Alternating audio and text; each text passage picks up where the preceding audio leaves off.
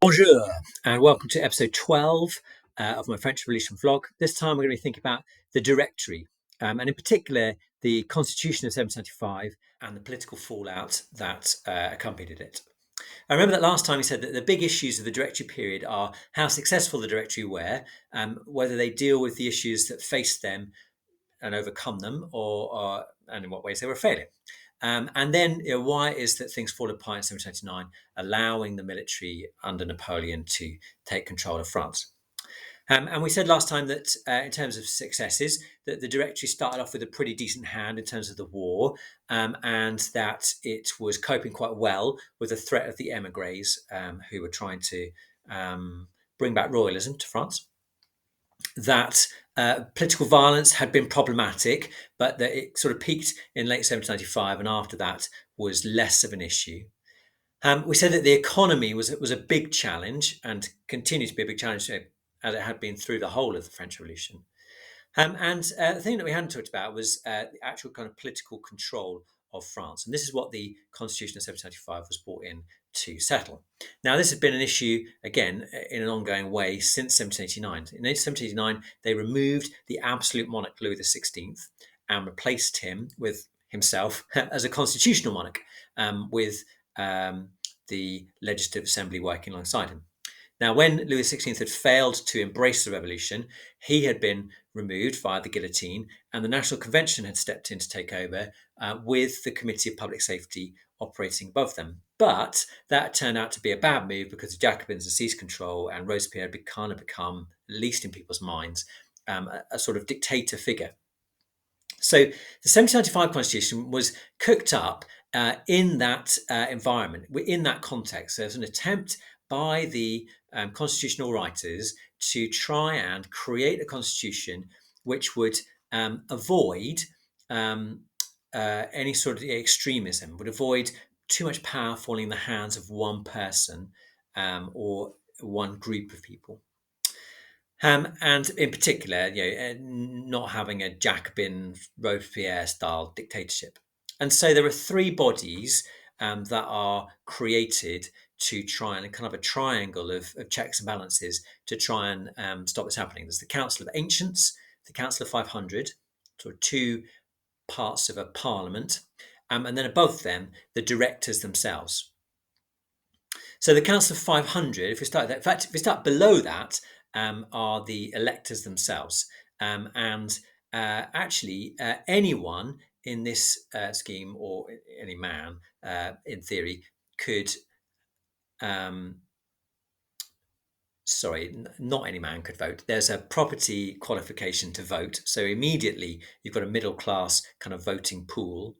And then they only vote for electors. And the electors are the people who do the job of actually picking who's going to sit in the two councils. To be an elector, you actually had to be quite wealthy. So you had to. So to be a voter at all, you had to be male, over 21, and pay taxes on property. So you're a property owner, but any property owner could pay. Clearly, the poor were going to be excluded, but the middle classes would all be part of that. To be an elector, so the voters were electing electors. The electors were then were electing the members of the Council of Ancient 500. To be an elector, you had to pay taxation equivalent to 150 to 200 days of labour. Now, this was a really high amount. And actually, I feel like I've kind of muddled that up a bit. But the point I want to make here is that the system, in terms of who could vote, and in particular, how much influence they had in their vote, the electors clearly have the influence, is put in the hands of wealthy people. The people who wrote this 1795 constitution want it to be a middle class dominated, bourgeois dominated, if you like, system where the sans-culottes could not get their, or the peasants, but in particular the sans-culottes, could not get their grubby hands on politics again. So the first thing is rule out the sans-culotte influence that's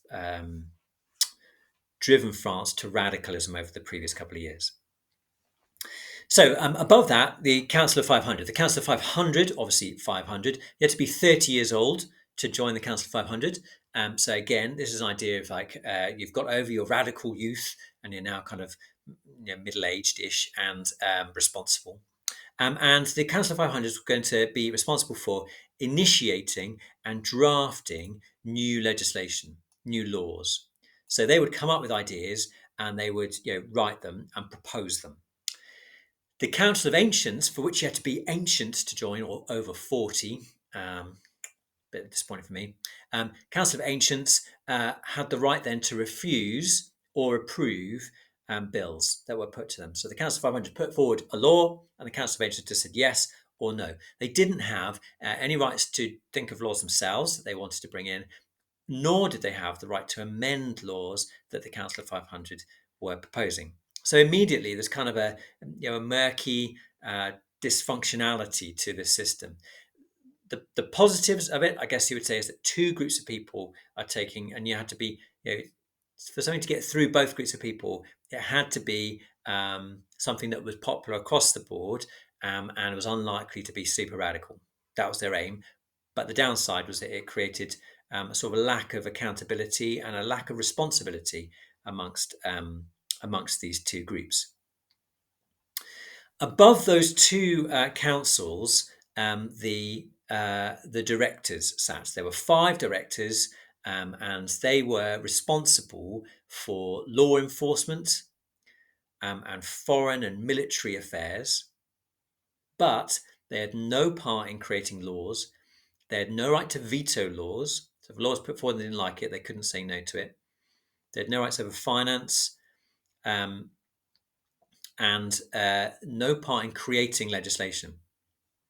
So they were effectively being asked to put into practice the laws that the two councils had put forward, but without any ability to shape those laws. And again, what that meant was that there was a breakdown in responsibility and a breakdown in leadership, that they weren't really able to lead the country, or all they could do was steer the country, given that the powers that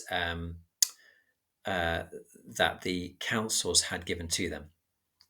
The other thing about the directors was that one of them was going to be replaced each year, and that they would be replaced by lot. So it's random which one was replaced. And a third of the councillors were going to be replaced each year as well. And that was to stop, obviously, groups becoming dominant, and to try and encourage accountability, both of which were good things. But the downside was that it meant that there was no long-term planning, and it meant that there was kind of constant churn of councillors, and an inability to kind of get any stability in the system.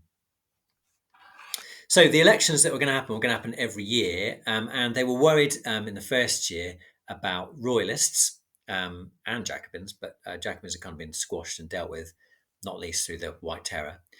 So the Thermidorian Convention, the Thermidorians who were setting up the constitution, said that in the first elections, 2/3 of those elected had to be members of the previous convention. So this was going to bring about some continuity, but crucially meant that royalists could not have any influence over the first in the first elections.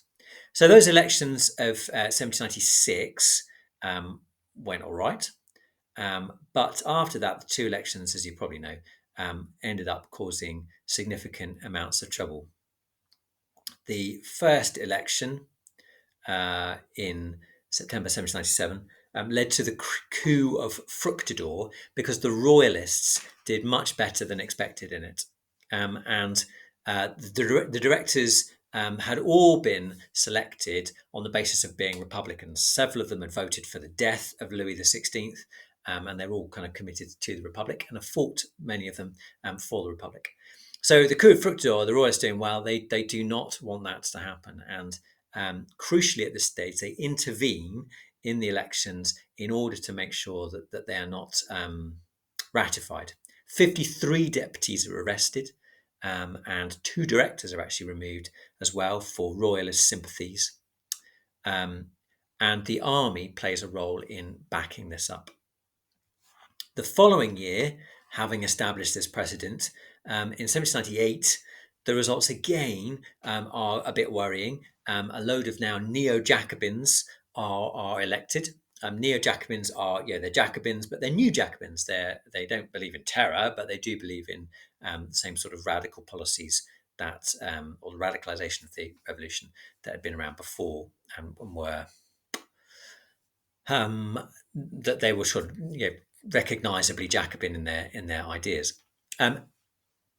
As a result of the 1798 elections, 127 elections were annulled, and they were neo-Jacobins to stop them entering the convention.